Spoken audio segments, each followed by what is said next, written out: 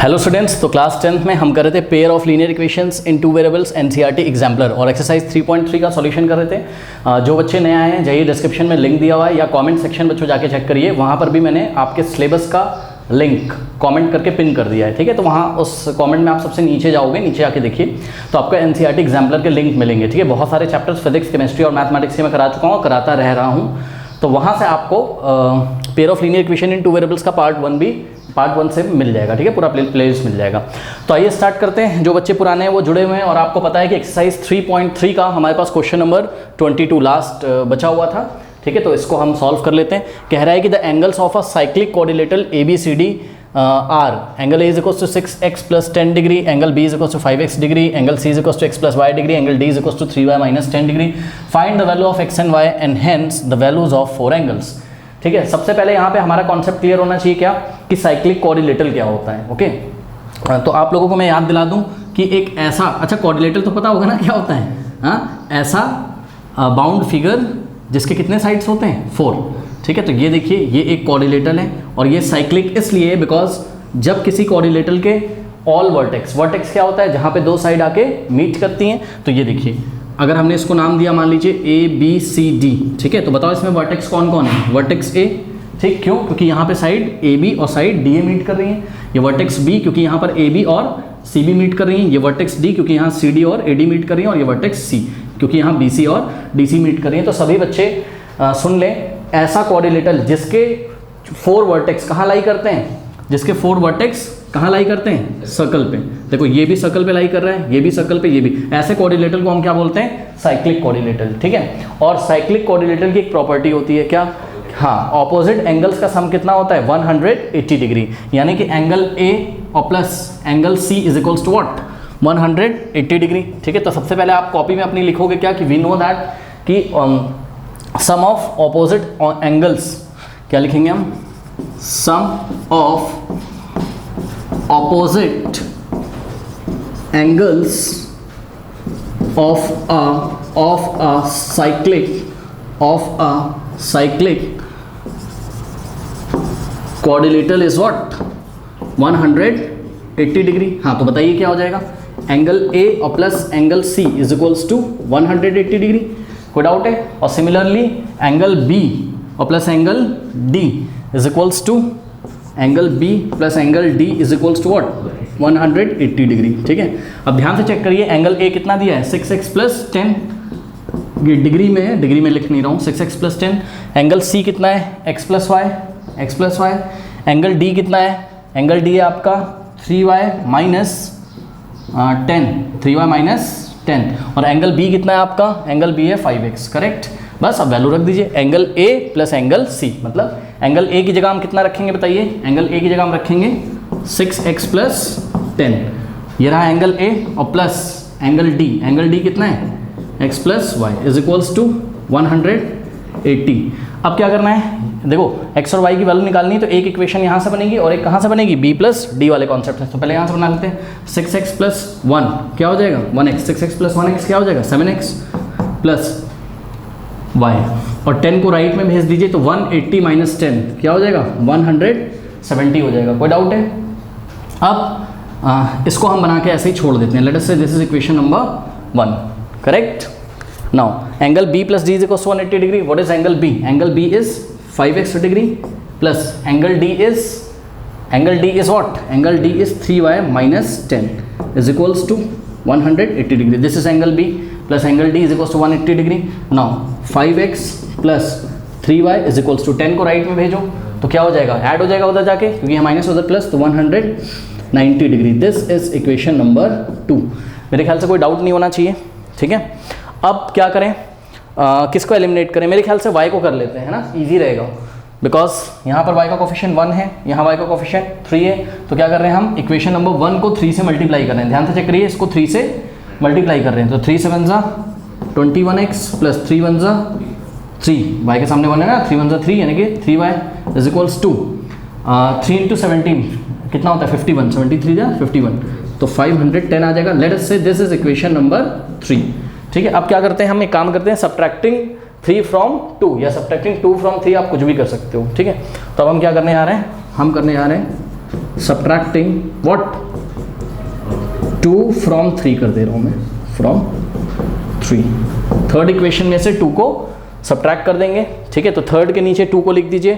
क्या है आपके पास यहाँ 5x और प्लस 3y। देखो थर्ड पहले लिखा और सेकंड उसके नीचे लिख रहे हैं और सब्ट्रैक्ट कर देंगे, ठीक है। तो यहाँ से माइनस करते हैं। हाँ भाई, जब माइनस करोगे तो साइन चेंज होएगा। तो यहाँ 5x पॉजिटिव है तो ये नेगेटिव, और यहाँ पर भी क्या हो जाएगा नेगेटिव, और यहाँ पे भी नेगेटिव। 3y से 3y कैंसिल, 21 माइनस 5 कितना होता है 16, है ना। तो ये हो जाएगा 16x इज इक्वल्स टू, यहाँ पे माइनस करते हैं 0 माइनस 0 0, 11 माइनस 9 2, और यहाँ क्या बचेगा 4 4 minus 1 3, correct. Dividing by 16 both side 16 से डिवाइड लगाते हैं, लेफ्ट में भी राइट में भी। आप लोग खुद भी कर सकते हो, बहुत ईजी क्वेश्चन है, अब तो ईजी हो गया है ना। 16 1 और 16 2 32 और 0 आ जाएगा, यानी कि x का वैल्यू कितना आ गया, x का वैल्यू कितना आ गया आपका 20, ठीक है। x का वैल्यू 20 आ गया, करेक्ट। अब क्या करेंगे बताइए, अब हम y का वैल्यू निकाल लेंगे। कौन से इक्वेशन से निकालें y का वैल्यू बताइए। इक्वेशन नंबर 1 से निकाल लें तो कोई प्रॉब्लम नहीं होगा मेरे ख्याल से। Now putting x is equal to 20 in equation number 1, यहाँ पे कर दूँ, कोई डाउट है तो क्या हो जाएगा 7। मैं डायरेक्ट कर रहा हूँ, ध्यान से प्लीज़ चेक करें। ये क्या है 7 इंटू एक्स, तो 7 इंटू क्या करोगे 20, 7 2 14, 140 हो जाएगा। 7 इंटू 20 कितना हो जाएगा 140, और plus y is equals to 170, 140 उधर भेजो तो क्या हो जाएगा y is equals to 170 minus 140 कितना आ जाएगा 30। तो आपका जो फर्स्ट आंसर है, ठीक है, यहाँ पे लिख रहा हूँ मैं, आपका आंसर फर्स्ट जो है, उन्होंने क्या पूछा था आपसे x का वैल्यू, तो x का वैल्यू हम बताएंगे कितना है 20, y का वैल्यू हम बताएंगे कितना है 170। तो ये तो बात हो गई x और y की। देखो पता है एक बात थोड़ा सा आप समझिए कि ये जो x और y की वैल्यूज़ है ना, ये भी डिग्री में, किसमें है, ये भी डिग्री में। पता है क्योंकि आपने छोटी क्लासेस में क्या पढ़ा था, आपने छोटी क्लासेस में ये पढ़ा था कि रुपीज़ को रुपीज़ में ऐड कर सकते हैं, याद है, बोलता था 20 रुपीज़ प्लस 5 ग्राम, छोटी क्लासेस में तो नहीं ऐड करता था, और 20 रुपीज़ प्लस 20 रुपीज़ करता था तो ऐड कर लेते थे, याद है। यानी कि जब यूनिट सेम होती हैं तभी क्वांटिटीज ऐड होती हैं। और आप ध्यान से ज़रा चेक करिए, यहाँ पर देखिए x को किस में ऐड किया गया y में, और भाई जब x को y में ऐड किया गया तभी तो आपको एंगल c मिला है, और एंगल c को कौन सी यूनिट में मेजर करते हो आप, डिग्री में। इसका मतलब x भी डिग्री में रहा होगा और y भी डिग्री में रहा होगा, बात समझो जरा, ठीक है। इसलिए आंसर देते टाइम x का वैल्यू जब हम लिखेंगे तो 20 डिग्री, और y का वैल्यू जब हम लिखेंगे तो 100 कितना आया है 30 डिग्री आया है, नॉट 170, ठीक है। तो y का कितना वैल्यू आया हमारे पास 30 डिग्री। ये तो गया आपका फर्स्ट आंसर। अब हमको क्या करना है बताइए, अब हमको फाइंड करना है angle A, angle B, angle C और एंगल D। तो यहाँ मैं क्वेश्चन को हटा रहा हूँ और यहाँ पे मैं आपको फाइंड करके दिखाता हूँ, ठीक है। चलिए देखिएगा जरा।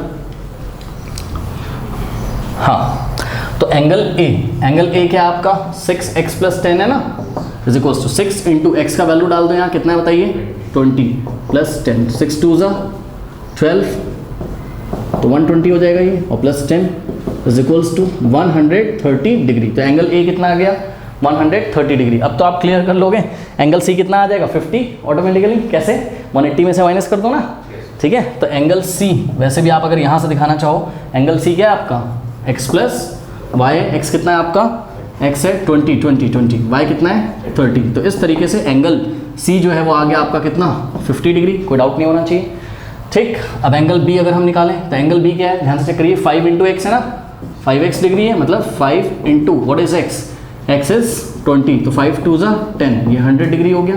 एंगल B कितना हो गया आपका 100 डिग्री। अब निकालते हैं एंगल B के अपोजिट कौन है, एंगल D। हाँ भाई कितना आना चाहिए 80 डिग्री, वो आप कैलकुलेट कर लीजिएगा। 3 इंटू वाई कितना हो जाएगा 90, 3 इंटू 30 90 माइनस 10 80 डिग्री, ठीक है। तो ये सारी वैल्यूज़ हैं, कर लीजिए।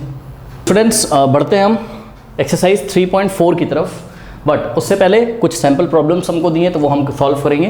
बोल रहा है draw the graph of the lines x is equals to -2 and y is equals to 3, write the vertices of the figure form by these lines and the x axis and y axis, also find the area of the figure. Okay चलो बहुत बढ़िया।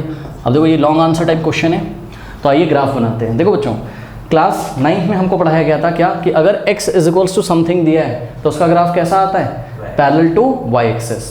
सब बच्चे याद कर लें, अगर x is equals to something दिया है तो उसका ग्राफ कैसा आता है, पैरेलल टू y एक्सिस। मैं इस चैप्टर में भी पढ़ा चुका हूँ, है ना।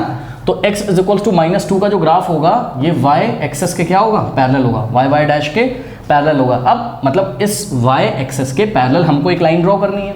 भाई आप ध्यान से चेक करो ना, है तो ये क्या लीनियर इक्वेशन का ही ग्राफ, मतलब लीनियर इक्वेशन ही तो है ये, इसमें y का टर्म नहीं है, कोई बात नहीं, x का टर्म तो है, तो this is linear equation in one variable, और linear equation in one variable का ग्राफ भी तो स्ट्रेट लाइन ही होगा, ठीक है ना। और x इज इक्वल्स टू -2 है, यानी कि y के पैरेलल तो खींचना है, बट राइट हैंड साइड खींचना है, मतलब पॉजिटिव x की पॉजिटिव डायरेक्शन में खींचना है या x की नेगेटिव डायरेक्शन में, मतलब ऑरिजिन के राइट में, ऑरिजिन के लेफ्ट में, ऑरिजिन के लेफ्ट में। आप इस नंबर को चेक किया कीजिए, x इज इक्वल्स टू -2 का ग्राफ क्या होगा, y के पैरेलल होगा, और कहाँ से जाएगा, -2 से, ऐसे। लेकिन प्लीज़ यहाँ पे ध्यान रखें, पता यही क्वेश्चन जब आएगा तो एग्जाम में कैसे आएगा मैं आपको बताऊँ, समझ गए कैसे आएगा, बताओ कैसे आएगा। इस 2 को लेफ्ट में ले लेगा वो, है ना, और आपको एग्जाम में ये दे देगा x + 2 = 0, ऐसे दे देगा, ठीक है। तो आपको वहाँ पे अपना दिमाग लगाना है, पहले तो x इज टू समथिंग कर लो भाई, x 2 को राइट में भेज देना, अरे नंबर तो कोई भी हो सकता है, तो आपको क्या दिखाई पड़ेगा, x इज टू समथिंग, और x इज टू समथिंग किसके पैरेलल आता है,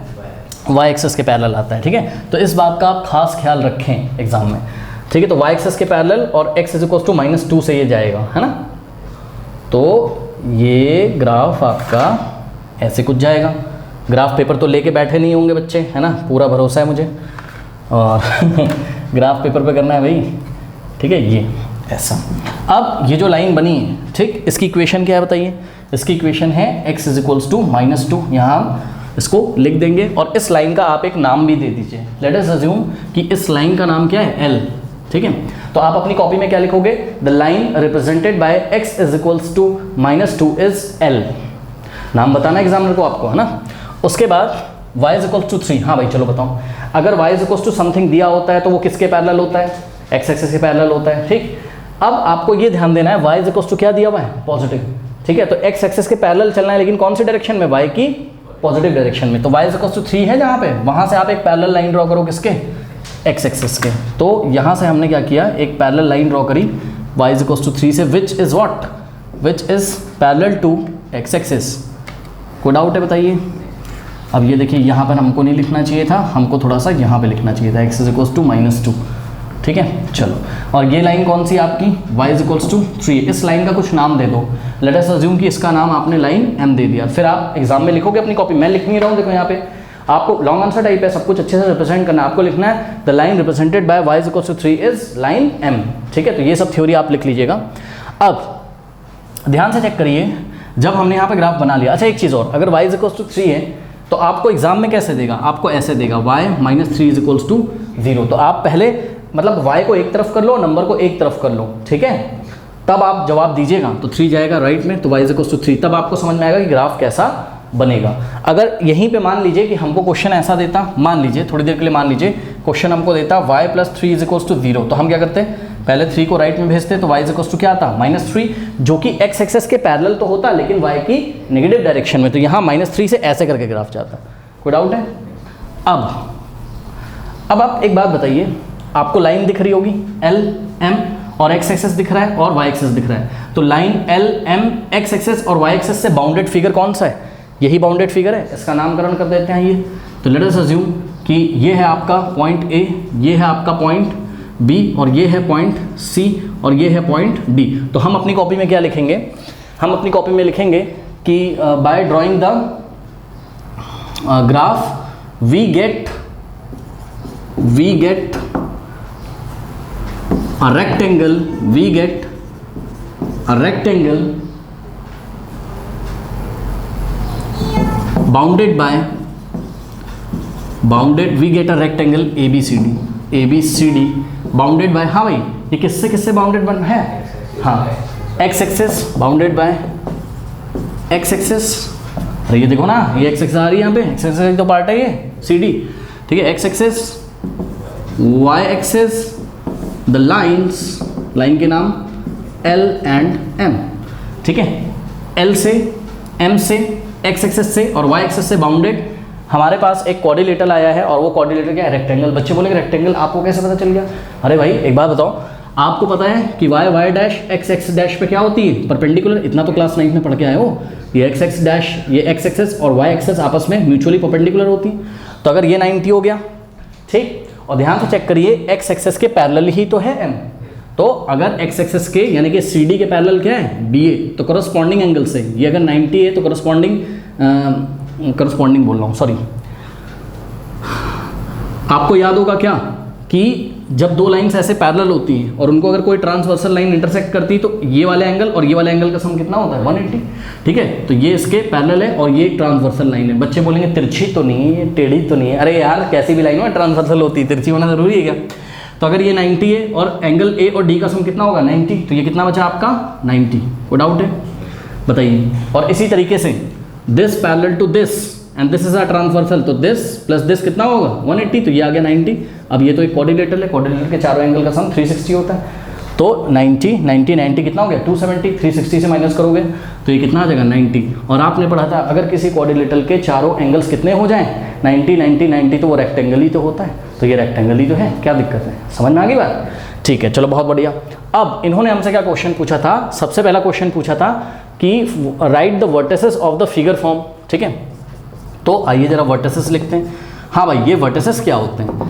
वर्टिसेस वो पॉइंट होते हैं जहां पे दो लाइन सेगमेंट आके इंटरसेक्ट करते हैं। तो ध्यान से चेक करिए, ये वाला लाइन सेगमेंट और ये वाला लाइन सेगमेंट कहाँ इंटरसेक्ट, मतलब बी ए और डी ए, पॉइंट ए पे इंटरसेक्ट करता है। तो पॉइंट ए आपका फर्स्ट वर्टेक्स है और वर्टेक्स के कोऑर्डिनेट पढ़ने हमको आते हैं। आइए पढ़ते हैं। देखिए ये ओरिजिन है आपका, ठीक। तो पॉइंट ए के कोऑर्डिनेट क्या हो जाएंगे 0,3। कैसे? जो पॉइंट वाई एक्सेस पे लाई करता है उसका एक्स कोऑर्डिनेट कितना होता है 0। तो भाई ये है 0, एक्स इक्वल्स टू 0 यहाँ वाई एक्सेस पे। आप कोई भी पॉइंट ले लो और वाई कितना है यहाँ पर, कितने स्टेप चले 1 2 3, तो 0,3। तो वर्टेक्स ए का जो कोऑर्डिनेट हो गया वो हो गया आपका क्या 0,3। ये आपका पहला आंसर है। अब वर्टेक्स बी के कोऑर्डिनेट्स बताइए जरा। हाँ भाई, ये रहा वर्टेक्स बी। यहाँ तक कैसे पहुँचोगे? पहले ऑरिजिन पे खड़े रहोगे, ऑरिजिन से लेफ्ट में जाओगे कितने स्टेप 2 स्टेप। तो एक्स एक्सेस की वैल्यू यानी कि एक्स कोऑर्डिनेट कितना हो गया -2, और फिर ऊपर जाओगे कितने स्टेप 1 2 3। तो -2,3 is the coordinate of the vertex B. Okay, कोई डाउट है बताइए? तो बी का कोऑर्डिनेट क्या हो गया -2,3। चलो बहुत बढ़िया। अब निकालते हैं किसके, सी के। हाँ भाई, सी पॉइंट कहाँ लाई कर रहा है एक्स एक्सेस पे, और जो पॉइंट एक्स एक्सेस पे लाई करता है उसका वाई कोऑर्डिनेट कितना होता है 0। यानी कि आपको बस किसकी वैल्यू पढ़नी है एक्स की। तो ये -1 -2 और इसका y कोऑर्डिनेट कितना हो जाएगा 0। यानी कि जो C है आपका पॉइंट उसके वर्टिसेस आ जाएंगे मेरे -2,0। कोई डाउट है? नाउ पॉइंट D, आप ध्यान से चेक करिए। पॉइंट D तो x एक्सेस और y एक्सेस के इंटरसेक्शन पे पड़ा हुआ है, यानी कि ऑरिजिन पे पड़ा हुआ है, ऑरिजिन पे लाई कर रहा है। और ऑरिजिन के कोऑर्डिनेट क्या होते हैं 0,0। ये आपको सब क्लास 9th में पढ़ाया गया। तो D की जो वैल्यू आ गई, D वर्टेक्स के जो कोऑर्डिनेट आ गए वो क्या आ गए आपके 0,0। ठीक है, अब क्या करते हैं? सेकंड क्वेश्चन क्या है इनका, also find the area of the figure. ठीक है, तो area of the figure, area of figure क्या है हमारा बताइए, रेक्टेंगल है। तो एरिया ऑफ रेक्टेंगल का नाम बोलिए ABCD। हाँ भाई, क्या होता है? हाँ, लेंथ इंटू ब्रेथ। ठीक, तो लेंथ कितना है, ये रहा लेंथ। लेंथ मतलब जनरली हम लोग जो लंबा होता है उसको लेंथ बोलते हैं। ठीक है, तो लेंथ हो गया आपका, देखो चाहे BC को लेंथ बोल दो चाहे AO को लेंथ बोल दो, बात क्या है सेम। तो लेंथ हो गया आपका कितना AO इंटू ब्रेथ क्या हो गया, चाहे आप DC को बोल दो चाहे आप AB को बोल दो। तो हमने DC को बोल दिया या CD बोल दो, आप कुछ भी बोल दो। हाँ भाई, AO की लेंथ जरा देखिए, A से लेके O, तो आप O से लेके A चलो 1 स्टेप 2 स्टेप 3 स्टेप, करेक्ट। तो ये आ गया 3 यूनिट इंटू CD की लेंथ देखिए, देखो CD C से D जब चलोगे तो 1 स्टेप 2 स्टेप। नेगेटिव डायरेक्शन में तो क्या आपको -2 लिखना है? जी नहीं, मैंने कई बार आपको बताया लेंथ हमेशा कैसी होती है पॉजिटिव। तो आप सिंपल कितना यूनिट चलो ये देख लो 1 यूनिट 2 यूनिट। ठीक, तो ये 2 हो गया। 3 2 क्या होता है 6, और साथ में क्या लगाएंगे स्क्वायर यूनिट्स। ठीक है, ओके। अब एक इम्पॉर्टेंट बात जो कि हमको शुरू में करनी चाहिए थी, जब भी आप ग्राफ वाले क्वेश्चंस करें तो आपको यूनिट्स लिखना बहुत ज़रूरी है। ध्यान से जरा चेक करिए, जब आप अपने ग्राफ में करते हो तो ये पोर्शन कितना होता है, स्केल से मेजर करिएगा 1 सेंटीमीटर होता है कि नहीं। तो आपको अपनी कॉपी में लिखना है क्या कि अज्यूमिंग या टेकिंग, भाई इसके भी मार्क्स हैं, ठीक है, taking 1 centimetre is equals to 1 unit. अब ये यूनिट कुछ भी हो सकता है, किलोमीटर, मीटर, सेंटीमीटर, मिलीमीटर, वो हमें नहीं पता, बट 1 सेंटीमीटर में हमने कितना मान लिया है 1 यूनिट। बात समझ में आई? तो हमको जब यूनिट नहीं पता है तो इसीलिए हमने एरिया में क्या बोला है स्क्वायर यूनिट। बात समझ में आई कि नहीं आई? तो ये प्लीज़ लिखना ना भूलिएगा, ताकि पता तो चले ना कि भाई आप अगर 2 स्टेप चलते हो मतलब 2 सेंटीमीटर आप चलते हो या आप अगर 3 सेंटीमीटर चलते हो तो 3 सेंटीमीटर का मतलब क्या है? 3 सेंटीमीटर का मतलब है 3 यूनिट्स। वो यूनिट कुछ भी हो सकती हैं, लेंथ की कुछ भी यूनिट्स हो सकती है, किलोमीटर, मीटर, कुछ भी हो सकती है, वो हमें नहीं पता। तो इस तरीके से हम इसका आंसर करेंगे। कर लीजिए हम sample problem 2 and it is very good question. और देखिए बच्चों, ये क्वेश्चन आपको इसलिए यहाँ पे दिया हुआ है बिकॉज जब आप क्लास 12th 11th में जाते हो ना, तो इसी टाइप की इक्वेशंस को आपको सॉल्व करना पड़ता है वहाँ पर। मतलब इनइक्वालिटी, यहाँ पे तो हमें इक्वालिटी सॉल्व करनी होगी, वहाँ इनइक्वालिटी सॉल्व करी जाती है, ठीक है। मतलब वहाँ ग्रेटर देन लेस देन ऐसा, मतलब जैसे यहाँ इक्वेशन थी ना इक्वल टू लगा हुआ है, वहाँ ग्रेटर देन लेस देन ऐसा कुछ लगा रहेगा, ठीक है। तो वो तो हम बाद में करेंगे, लेकिन उसकी प्रैक्टिस हमको यहीं पर कराई जा रही है, ठीक है। और बहुत बढ़िया मैं इसको क्वेश्चन बोलूँगा। देखिए क्वेश्चन क्या कहता है। क्वेश्चन कहता है कि determine algebraically the vertices of the triangle formed by the lines this and this। यहाँ पे 3 लाइन की इक्वेशंस आपको दी हुई हैं, ठीक है। तो फर्स्ट लाइन की इक्वेशन क्या है? 5x - y = 5, ये आपकी फर्स्ट लाइन है। सेकंड लाइन की इक्वेशन है x + 2y = 1 और थर्ड लाइन की इक्वेशन है 6x + y = 17, ठीक है। ये अच्छा, बच्चा बोलेगा मैं तो इसका भी ग्राफ बना लूँगा, इसका भी और इसका भी एक ग्राफ पेपर लूँगा, ग्राफ बना लूँगा और मुझे पता चल जाएगा कि ट्रायंगल के वर्टेक्स क्या है। बिल्कुल सही, लेकिन मना किया उसने। पढ़ो कैसे करना है, ग्राफिकली नहीं करना है, एल्जेब्रिकली करना है, ठीक है ना। तो आइए मैं आपको थोड़ा सा हिंट देता हूँ, रफ वर्क में चलते हैं। और रफ वर्क में अगर आप ध्यान से चेक करें तो अगर मैंने फर्स्ट लाइन का ग्राफ बनाया, मान लो कुछ ऐसा है, ये आपकी फर्स्ट लाइन है, ध्यान दीजिएगा जरा, ठीक। और सेकेंड लाइन का मैंने ग्राफ बनाया, मान लो कुछ ऐसा आया, ठीक है। तो ये आपकी फर्स्ट लाइन है, ये वाली, ठीक। ये आपकी सेकेंड लाइन है। अब आपको एक बात तो यहीं से पता चल गई क्या, कि भाई अगर फर्स्ट लाइन और सेकेंड लाइन जिस पॉइंट पे इंटरसेक्ट कर रही होंगी, वो पॉइंट कॉमन सॉल्यूशन होगा किसका? फर्स्ट का और सेकेंड का। बात समझ में आई? यानी कि अगर हम फर्स्ट और सेकेंड को सॉल्व कर लें, फर्स्ट और सेकेंड को सॉल्व कर लें, तो हमको ये वाले पॉइंट, सपोज इस पॉइंट का नाम क्या है? ए, तो ये वाले पॉइंट का ये असली कोई ग्राफ नहीं है, ये नकली ग्राफ है, मैं आपको समझा रहा हूँ बस, है ना। वो ग्राफ पेपर पे प्लॉट करेंगे तो पता चलेगा कैसा। लेकिन हाँ, ये दोनों लाइंस मान लो यहाँ पे इंटरसेक्ट कर रही हैं, तो इन दोनों का कॉमन सॉल्यूशन मिल जाएगा, तो पॉइंट ए के वर्टेक्स मिल जाएंगे आपको। मतलब अगर हम फर्स्ट लाइन सेकंड लाइन को सॉल्व करें तो जो भी x, y आपको मिलेगा वो किसका सॉल्यूशन होगा? 1 और 2 का। तो इस तरीके से आपको ट्राइंगल का एक वर्टेक्स मिल जाएगा।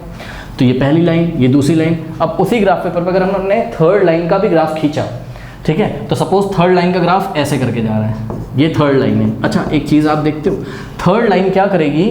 फर्स्ट लाइन से भी इंटरसेक्ट करेगी कहीं पर, करेक्ट। तो इसका मतलब क्या है कि थर्ड को किसके साथ सॉल्व करना होगा? फर्स्ट के साथ। तो आपको क्या मिलेगा? पॉइंट बी का वर्टेक्स मिलेगा, जो भी x, y की वैल्यू आएंगी। और इसी तरीके से जो थर्ड लाइन है वो सेकंड के साथ भी क्या कर रही है? इंटरसेक्ट कर रही है। बात समझ में आई? तो आपको क्या मिलेगा? हाँ, सी पॉइंट का आपको वर्टेक्स मिल जाएगा। तो देखो, पता है मैं कैसे करता हूँ, समझो ना, आप वैसे ही करोगे। तो हमने डायग्राम बना के बस आपको विजुलाइज कराया। आपको ऐसे करके एक साइकिल बनाना है, फर्स्ट सेकंड थर्ड, ठीक। फर्स्ट को सेकंड के साथ सॉल्व करना है, फिर सेकंड को थर्ड के साथ सॉल्व करना है, ठीक है, और फिर थर्ड को फर्स्ट के साथ सॉल्व करना है। कॉन्सेप्ट समझ में आया? भाई चेक करो ना, फर्स्ट को सेकंड के साथ करोगे, अगर फर्स्ट को सेकंड के साथ करोगे तो एक वर्टेक्स मिलेगा, सेकंड को थर्ड के साथ चेक करो, ये रही सेकंड और ये रही थर्ड, यहाँ इंटरसेक्ट कर रही तो सेकंड कोऑर्डिनेट मिलेगा, कोऑर्डिनेट मिलेगा, सेकंड वर्टेक्स का कोऑर्डिनेट मिलेगा। और थर्ड को 1 के साथ चेक करो, ये देखो लाइन थर्ड, ये थर्ड की लाइन और ये फर्स्ट इक्वेशन की लाइन, यहाँ इंटरसेक्ट करी तो आपको थर्ड वर्टेक्स मिल जाएगा। बात समझ में? अब एग्जाम में कैसे करें? लॉन्ग आंसर टाइप क्वेश्चन है, तो लैंग्वेज आपको लिखनी पड़ेगी सबसे पहले। क्या लैंग्वेज लिखोगे? The vertex of a triangle is the common solution of the two equations forming it's two sides. बात समझ में? ये क्या बोल रहा है कि वर्टेक्स ऑफ द ट्राइंगल हमको तब मिलेगा जब हम कॉमन सॉल्यूशन निकालेंगे। किसका कॉमन सॉल्यूशन? उन लाइंस का कॉमन सॉल्यूशन निकालेंगे जो लाइंस ट्राइंगल की साइड को बनाने के लिए जिम्मेदार हैं। ध्यान से चेक करो ना, यही लाइन का कुछ पार्ट ही तो क्या बना देता है? ट्राइंगल का साइड। इस लाइन का ही तो कुछ पार्ट क्या बना देता है? क्योंकि लाइन तो बहुत लंबी होती है, ठीक है, बट ट्राइंगल तो हमारा डेफिनेट रीजन में होगा, तो लाइन का कुछ पोर्शन ही तो ट्राइंगल बना देता है ना, ट्राइंगल का साइड बना देता है ना। तो इसलिए हमने यहाँ पर क्या लिखा? हमने यहाँ पर लिखा the vertex of a triangle is the common solution of the two equation forming it's two sides. तो बस अब करते हैं सबसे पहले क्या? Solving what? वहाँ से साइकिल बना लीजिएगा, सॉल्विंग इक्वेशन 1 and 2। चलो 1 और 2 को सॉल्व करते हैं। तो ये हमने 1 ली, करेक्ट, और 5x - y = 5। और सेकेंड इक्वेशन ले लेते हैं, ठीक है। सेकेंड इक्वेशन क्या बताइए? x + 2y = 1। हाँ भाई बताओ किसको एलिमिनेट करना चाहते हो, y को करना, बहुत सही रहेगा। तो हम ये जो फर्स्ट इक्वेशन है, ठीक है, ये आपकी क्या है, ये आपकी सेकंड इक्वेशन है, ये आपकी फर्स्ट इक्वेशन है, ठीक। तो हमने क्या किया, हमने फर्स्ट इक्वेशन को किससे मल्टीप्लाई कर दिया, 2 से कर दो। 2 5 ज़ा 10x minus 2 into y, 2y is equals to 2 5 ज़ा 10, ठीक है। तो ये एक इक्वेशन आई और फर्स्ट तो आपकी ऐसी। अब क्या करेंगे, एडिंग दिस एंड दिस, इसका कुछ नाम रख दो। देखो इसको आप 3 तो नहीं रख सकते उसका नाम क्योंकि उसका नाम क्या है, 3 है ना भाई, उसको नहीं डिस्टर्ब करूँगा मैं, तो उसको मैं 4th रख दूँ तो कोई प्रॉब्लम आपको, हाँ। तो एडिंग सेकेंड एंड फोर्थ, ठीक है। तो एडिंग सेकेंड एंड फोर्थ, आइए ऐड करते हैं। तो सेकेंड को पहले हम कॉपी कर लेते हैं, यानी कि x plus 2y is equals to 1 और इसके नीचे फोर्थ क्या आपका 10x minus 2y is equals to 10। Solve करते हैं, 2y पॉजिटिव नेगेटिव कैंसिल हो जाएगा, 10x प्लस x के सामने 1 है यानी कि 11x correct is equals to 10 plus 1 11। Now dividing by, इस 11 को उधर भेज दो, x की वैल्यू कितनी आ जाएगी 1, या फिर बोथ साइड 11 से डिवाइड कर दो। 11 से 11 कैंसिल हो गया, 1/1 यानी कि 1 आ जाएगा और यहाँ 11 से 11 गया, तो x की वैल्यू कितनी आ गई 1 आ गई करेक्ट। नाउ अब ये x की वैल्यू 1 हम इक्वेशन नंबर 2 में पुट कर दें यहीं पे, तो x की वैल्यू 1 रखिए यहाँ, putting x is equals to 1 in equation number 2। आप लैंग्वेज जरूर लिखिएगा वरना आपको मार्क्स नहीं मिलेगा एग्जाम में, लॉन्ग आंसर टाइप क्वेश्चन है ये, ठीक है। तो प्रेजेंटेशन अच्छा होना चाहिए। तो putting x is equals to 1 in equation 2, x का वैल्यू 1 रखा plus 2 into y is equals to 1 को राइट में सेंड भेजो, तो 2y इज इक्वल्स टू, हाँ भाई ये 1 उधर जाएगा तो 1 माइनस 1 0 हो जाएगा। नाउ 2 को 0 के नीचे भेजो या डिवाइडिंग बाय 2 बोथ साइड कर दो, तो डिवाइडिंग बाय 2 बोथ साइड करोगे, 2 से 2 गया, 0.2 क्या होता है 0, और 2.0 होता तो नॉट डिफाइंड हो जाता, तो 0.2 0 होता है, 0 के नीचे कोई भी नंबर है 0, ठीक है। तो y की वैल्यू कितनी हो गई 0 हो गई, ठीक है। तो यहाँ से आगे आपके पास y is equals to what 0, ठीक है। इसका मतलब क्या है कि इसका मतलब है कि the first coordinate of the first vertex is what 1 और 2 को सॉल्व किया आपने तो हाँ 1,0, तो इस ट्राइंगल का जो फर्स्ट वर्टेक्स है यानी कि वर्टेक्स ए उसके कोऑर्डिनेट क्या है 1,0 है। कोई डाउट है बताइए, हाँ। अब हम क्या करते हैं, solving equation second and third, ठीक है। तो यहीं पे सॉल्व कर लेते हैं, ठीक है। चलिए तो हमने यहाँ लिखा क्या, नाउ सॉल्विंग, किसको सॉल्व करेंगे, इक्वेशन सेकेंड एंड थर्ड। तो इक्वेशन सेकेंड एंड, देखो मैंने क्वेश्चन में इक्वेशन लिख दी, जब आप आंसर करोगे तो पहले तीनों इक्वेशन लिखोगे, इक्वेशन 1 2 3 सब, प्रेजेंटेशन थोड़ा अच्छा रखिएगा, ठीक है। Solving equation second and third, okay. तो ये सेकेंड इक्वेशन है आपकी क्या, x plus 2y is equals to 1, ये तो हुई आपके पास सेकेंड इक्वेशन। और थर्ड इक्वेशन क्या है आपके पास, ये है 6x plus y is equals to 17। तो आपकी मर्जी है, आप चाहें जिसको एलिमिनेट कर लो, बताओ किसको करना चाहते हो, x को एलिमिनेट कर लें, कोई प्रॉब्लम है। तो इसके लिए इक्वेशन 2 को किससे मल्टीप्लाई करना होगा 6 से, क्योंकि यहाँ x के सामने क्या है 6 है, इसको 6 से करो, तो मल्टीप्लाइंग इक्वेशन 2 बाई 6 क्या हो जाएगा 6x प्लस 6 2 ज़ा 12 y इज इक्वल्स टू 6 1 ज़ा 6। और ये जो इक्वेशन आई है इसको हमने नाम क्या दे दिया फिफ्थ। अब क्या करते हैं, थर्ड में से फिफ्थ को सब्ट्रैक्ट कर देते हैं, ठीक है। तो हम क्या लिखेंगे, हम लिखेंगे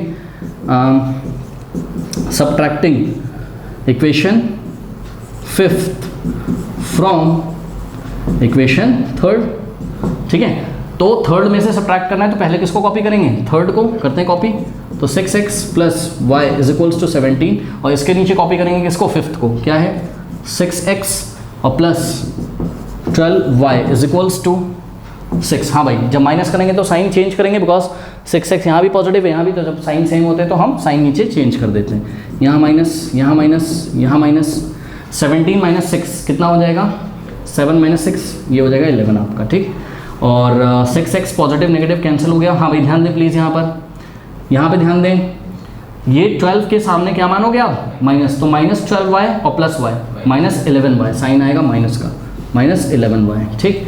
अब आ गया क्या आपके पास, बताइए, आ गया आपके पास minus 11y is equals to 11। बताओ बोथ साइड कौन से नंबर से डिवाइड लगाएं, 11 से कि माइनस 11 से, माइनस 11 से। इससे क्या फ़ायदा है, ये वाला माइनस 11 हट जाएगा यहाँ से, तो डिवाइडिंग में माइनस 11 बोथ साइड, तो माइनस 11 से हमने लेफ्ट में डिवाइड लगाया और माइनस 11 से हमने राइट में, तो देखो माइनस से माइनस गया यहाँ, 11 से 11 गया, और यहाँ 11 से 11 कटा तो 1 आ जाएगा, लेकिन ये माइनस भी है, यानी कि y की वैल्यू कितनी आ गई -1। कोई डाउट है बताइए, हाँ, तो ये आपने किसको किसको सॉल्व किया, सेकंड और थर्ड को। ध्यान से चेक करिए, ये रही सेकंड और ये रही थर्ड, यानी कि आपको किसके वर्टेक्स मिल गए, आपको पॉइंट सी के वर्टेक्स मिल गए। तो पॉइंट सी के वर्टेक्स क्या है बताइए, एक्स कॉमा वाई। एक्स कितना आया था यहाँ पर, अच्छा अभी एक्स निकाला नहीं है, चलो तो y की वैल्यू -1, मतलब y कोऑर्डिनेट तो मिल गया ना ये वर्टेक्स सी का, तो ये y कोऑर्डिनेट लिख दो, अभी x निकाल लेते हैं। y की वैल्यू -1 है, इसको ले जाके हम कहाँ पुट कर देते हैं, इक्वेशन 2 में। तो putting y = 1 in equation 2 we get, ध्यान से चेक करिएगा, x + 2 इंटू y की वैल्यू क्या रखनी है, -1 = 1। तो x ± -2 × 2 = 1, 2 को उधर भेज दो, तो x = 2 + 1 कितना होता है, 3 हो जाएगा ना। तो x की वैल्यू कितनी आ गई, 3 आ गई। ओके, इसका मतलब कि जो पॉइंट C है उसके कोऑर्डिनेट क्या है, 3, -1। अब पॉइंट B के कोऑर्डिनेट हम निकालेंगे, पहले इतना आप कॉपी कर लीजिए। हाँ भाई, तो फर्स्ट और सेकंड इक्वेशन को सॉल्व कर लिया, सेकंड थर्ड को, अब किसकी बारी है, थर्ड और फर्स्ट की। ठीक है, तो सॉल्विंग इक्वेशन 3 एंड फर्स्ट। तो फर्स्ट क्या है आपके पास, 5x - y = 5, और थर्ड क्या है आपके पास, ये फर्स्ट इक्वेशन थी ना, और थर्ड क्या थी आपके पास, 6x + y = 17, ये आपके पास थर्ड थी। इन दोनों को सॉल्व करते हैं, x और y की वैल्यू निकालते हैं। बताइए क्या करें, बहुत इजी है। तो y का कोफिशिएंट यहाँ -1, यहाँ +1, तो ऐड कर देते हैं। तो adding what, adding 1 and 3 add कर देते हैं। तो 1 को लिख लीजिए पहले, यानी कि 5x - y = 5, फिर थर्ड लिख लीजिए 6x और प्लस y = 17 ऐड करते हैं। y negative y positive cancel, 6 + 5 क्या होता है, 11, 11x = 17 + 5 कितना हो जाएगा, 17, 3, 20, 22, yes, dividing by 11 both side. तो 11 से लेफ्ट में और 11 से राइट में डिवाइड, 11 से 11 गया, x = 11 1 11 2 तो x की वैल्यू कितनी आ गई, 2। नाउ पुटिंग x = 2 इन इक्वेशन नंबर कहीं भी रख दो, थर्ड में रखने, इन इक्वेशन थर्ड। ठीक है, तो 6 2 12 प्लस x की वैल्यू कितनी आई है, 2 ना।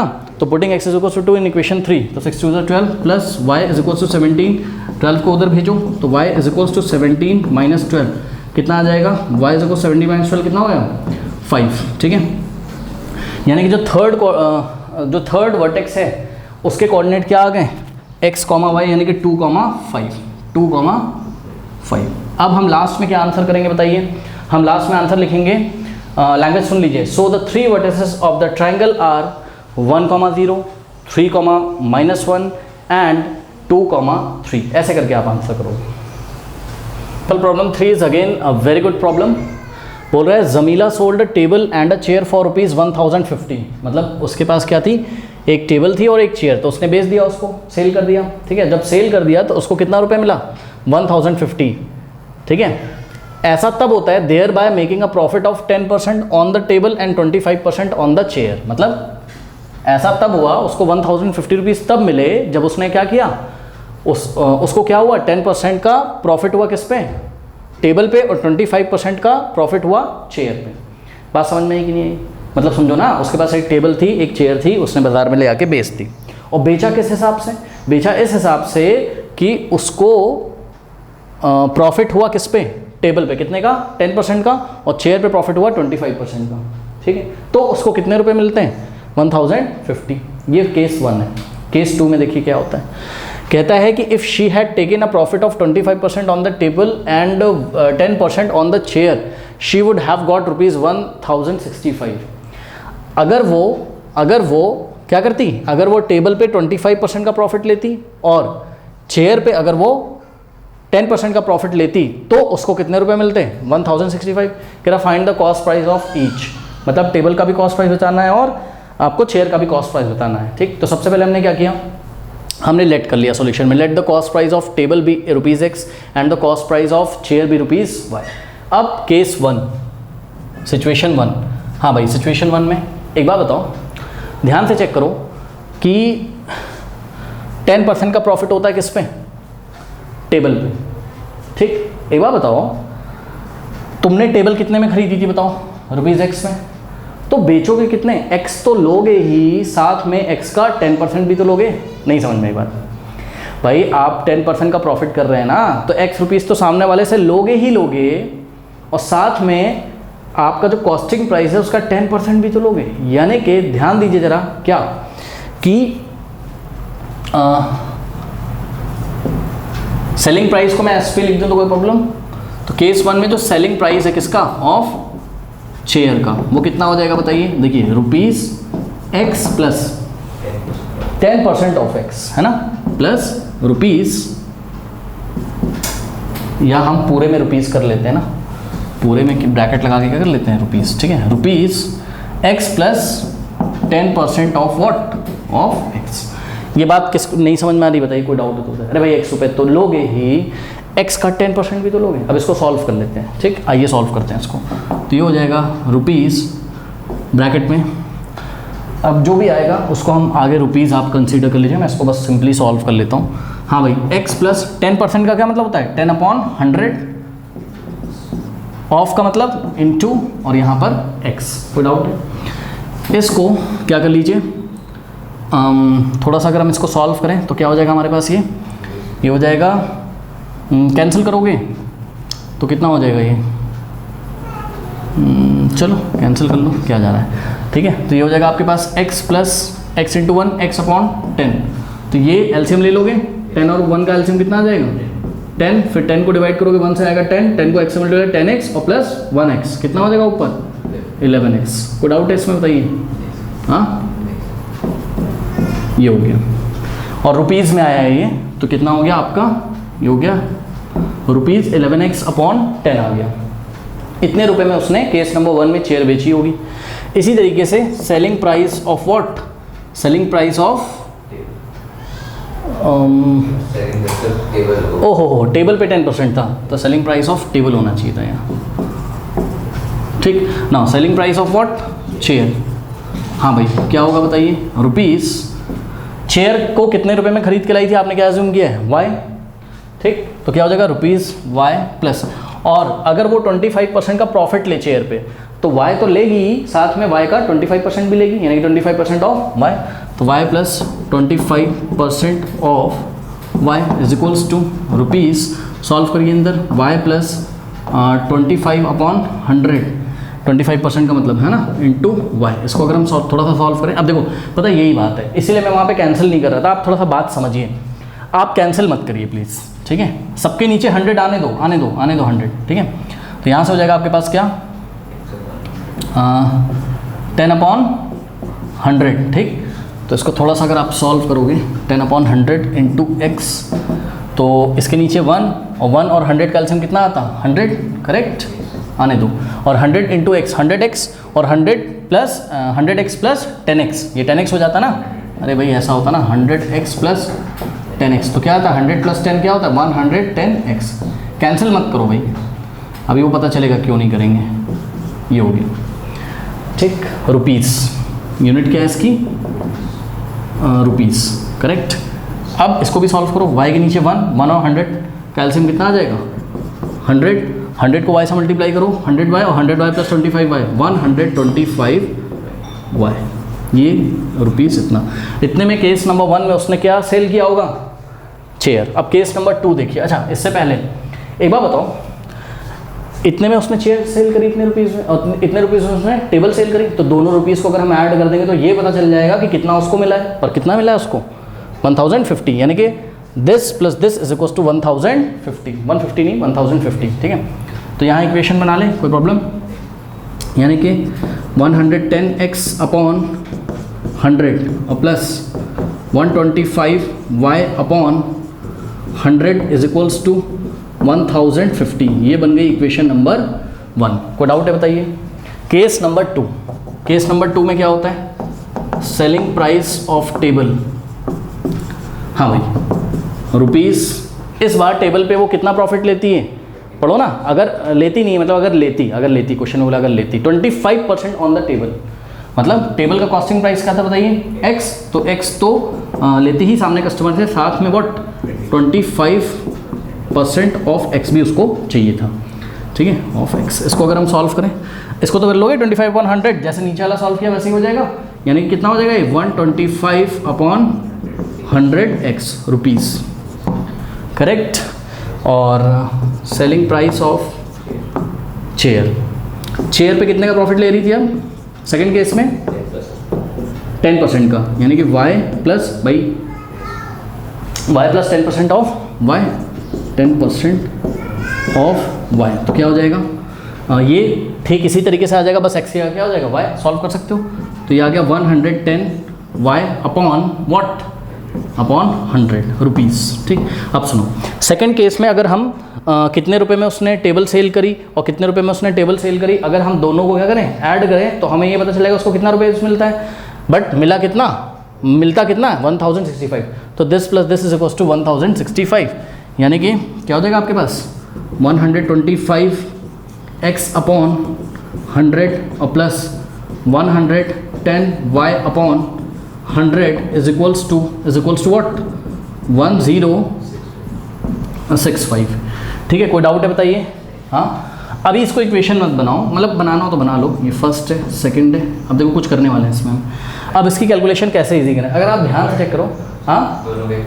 हाँ ऐड करेंगे, बिल्कुल सही आपने बचाना कि भाई x का कोफिशिएंट यहाँ पर क्या है 110 अपॉन 100, तो y का कोफिशिएंट क्या है यहाँ 110 अपॉन 100, और यहाँ पे y का कोफिशिएंट 125 अपॉन 100, तो यहाँ x का कोफिशिएंट। हाँ एडिंग और सब्ट्रैक्टिंग वाला है, बट थोड़ा सा सॉल्व कर लीजिए। कैसे सॉल्व कर लीजिए, ये जो डिनोमिनेटर में 100 है इसको आप हटाने की कोशिश करो।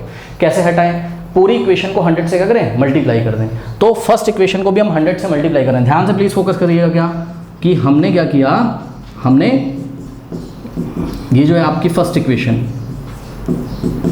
ठीक, फर्स्ट इक्वेशन को 100 से मल्टीप्लाई करोगे तो भाई ये 100 LHS में भी मल्टीप्लाई होगा और RHS में क्या है 1050 को 100 से मल्टीप्लाई करोगे तो पीछे 2 0 और लगा देंगे, यानी कि 10500, सॉरी 1 0 और आएगा क्योंकि 1050 पहले था, 100 से मल्टीप्लाई करोगे 2 0 और लगे। कोई डाउट है? अब ध्यान से चेक करो, ये 100 अंदर जाएगा तो क्या हो जाएगा, ये 100 इसमें भी मल्टीप्लाई करेगा और इसमें भी, तो जब इसमें करोगे तो 100 से 100 कैंसिल हो जाएगा, तो क्या आ जाएगा आपके पास 110x और प्लस ये 100 जब सेकंड टर्म में जाएगा 100 से 100 कैंसिल होगा, क्या आ जाएगा 125y इज इक्वल्स टू 105000। तो ये बन गई आपकी इक्वेशन नंबर 3। कोई डाउट है बताइए? इसी तरीके से इक्वेशन नंबर 2 को भी अगर आप 100 से मल्टीप्लाई कर दो, अब मैं डायरेक्ट लिख दूँ, समझ जाओगे रिजल्ट। इसमें 100 मल्टीप्लाई करेगा ऊपर तो 100 से 100 कटेगा, क्या आ जाएगा 125x प्लस यहाँ पे 100 से 100 कैंसिल होगा, क्या आ जाएगा 110y is equals to right hand side 100 से मल्टीप्लाई करो तो 1065 तो था और पीछे 2 0 और लगा देंगे। This is equation 4th। कोई डाउट है? अब हम थर्ड और फोर्थ को क्या करेंगे, सॉल्व करेंगे। इतना पहले आप कॉपी कर लीजिए। स्टूडेंट्स देखिए इक्वेशन 3 और 4 को हम एक बार ऐड करेंगे, क्यों? क्योंकि देखिए x का कोफिशिएंट जो थर्ड इक्वेशन में जो x का कोफिशिएंट है वो थर्ड इक्वेशन में जो y का कोफिशिएंट है वो फोर्थ में x का कोफिशिएंट है, और थर्ड इक्वेशन में जो y का कोफिशिएंट है, मतलब जो x का कोफिशिएंट है वो यहाँ पे y का कोफिशिएंट है। जब ऐसी इक्वेशन आती है तो मैंने बताया एक बार दोनों को ऐड करो, एक बार दोनों को सब्ट्रैक्ट करो। तो ऐडिंग 3 और 4 को मैं ऐड करने आ रहा हूँ, ध्यान से चेक करिएगा। ऐड करते हैं तो 5 + 0 कितना हो जाएगा 5, 2 + 1 3 और 1 + 1 2x, और यहाँ पे कितना हो जाएगा 0 + 5 5 और 3 और यहाँ पे 2, ठीक, इज इक्वल्स टू, इसको ऐड करते हैं तो क्या हो जाएगा 0 + 0 0, 5 + 0 5 और 6 + 5 11, 1 जाएगा यहाँ पर, 1 + 0 1 + 0 1 और 1 + 1 2, तो कुछ ऐसा आ गया, ठीक है ना। अब क्या करें, यहाँ से 235 कॉमन ले लेते हैं, ठीक है। तो यहाँ से लेफ्ट से हमने 235 कॉमन ले लिया। 235 अगर हम कॉमन ले, बिकॉज x + y ही बचता है, आपने अक्सर देखा है ना, is equals to what 211500। Now dividing by 235 both side, तो 235 से हमने लेफ्ट में और 235 से हमने राइट में डिवाइड लगाया, ये तो गया, और यहाँ पे हमको सॉल्व करना पड़ेगा, ठीक है। तो कैसे सॉल्व करें इसको, ये आई थिंक कितने टाइम्स जाएगा, चलो 5 से करते हैं ना। क्या हो जाएगा यहाँ पर 5 4 20 और 3 5 7 35, है ना, सही है। 5 4 20, 3 5 7 35, ठीक है। और इसको अगर हम 5 से करेंगे तो क्या हो जाएगा 5 4 20 और 1 यहाँ पे जाएगा, तो 5 2 10, 1 यहाँ जाएगा, 5 3 15 और 0 करेक्ट। अब ये कितने टाइम्स जाएगा, मेरे ख्याल से तो शायद 7 9 63, क्या 9 टाइम्स जाएगा क्या, let me check it. 9 times, मतलब 47 को अगर हम 9 से मल्टीप्लाई करें तो कितना है 7 9 63, 6 9 4 36, 36 + 6 कितना होता है 42 ही तो होता है, बिल्कुल सही है, ठीक। यानी कि अगर हम कैंसिल करें 47 से 423 को तो कितने टाइम्स जाएगा 9 टाइम्स, लेकिन ध्यान से चेक करिए आगे क्या है 0 है, तो 2 0 हमने लगा दिए, यानी कि यहाँ से आपके पास एक इक्वेशन निकल के आई है x + y is equals to what 900। This is equation number 1। अब पता है यहाँ मैंने कैसे पहचाना, यहाँ मुझे ना 3 दिख रहा था, ठीक है, तो मैंने सोचा 9 7 जा 7 9 जा 63 होता है, तो इस तरीके से मैंने गेस किया कि भाई 9 टाइम शायद जा रहा हो, चेक करने में क्या जा रहा है, ठीक है, तो ये हो गया, ये आपकी फर्स्ट इक्वेशन हो गई। अब क्या करें, अब सब्ट्रैक्टिंग थर्ड फ्रॉम फोर्थ, सही है ना। देखो पता है क्यों मैं 3 को 4 से क्यों सब्ट्रैक्ट कर रहा हूँ, पता है क्यों, क्योंकि देखो 3 वाले के राइट में जो नंबर है वो स्मॉल नंबर है, हाँ चेक करो ये कितना है, ये है 1,05,000, सही सही सही, हाँ, और ये कितना है 1,06,500, तो ये तो बड़ा है ना, तो बड़े में से मैं छोटा घटा रहा हूँ ताकि ना प्लस माइनस के लफड़े ना हो, ठीक है। तो सब्ट्रैक्टिंग 3 फ्रॉम फोर्थ, तो फोर्थ को हम पहले लिखेंगे 125x plus 110y is equals to क्या है आपके पास 106500, ये हमने फोर्थ लिखी। सब्ट्रैक्टिंग 3 फ्रॉम फोर्थ, फोर्थ को ऊपर लिखना पड़ेगा आपको, ठीक है, और ये है आपके पास 110x और plus 125y is equals to 105,000। हाँ भाई माइनस करेंगे, साइन चेंज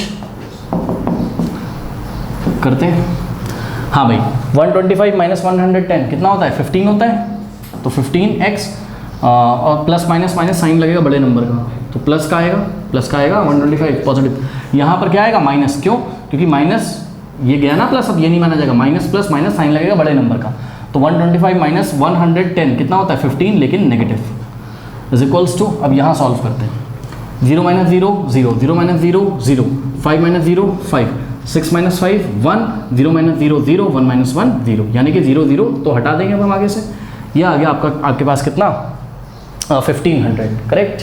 अब यहाँ से क्या करना है आपको 15 कॉमन ले लीजिए, तो 15 अगर आप कॉमन लोगे तो x minus y is equals to 1500, now dividing by 15 both side, तो डिवाइडिंग बाय 15 बोथ साइड, 15 से 15 गया और x minus y is equals to 15, 15 1 जा 15 और ये 2 0 लगे हैं तो लगा देंगे, यानी कि x minus y is equals to what 100।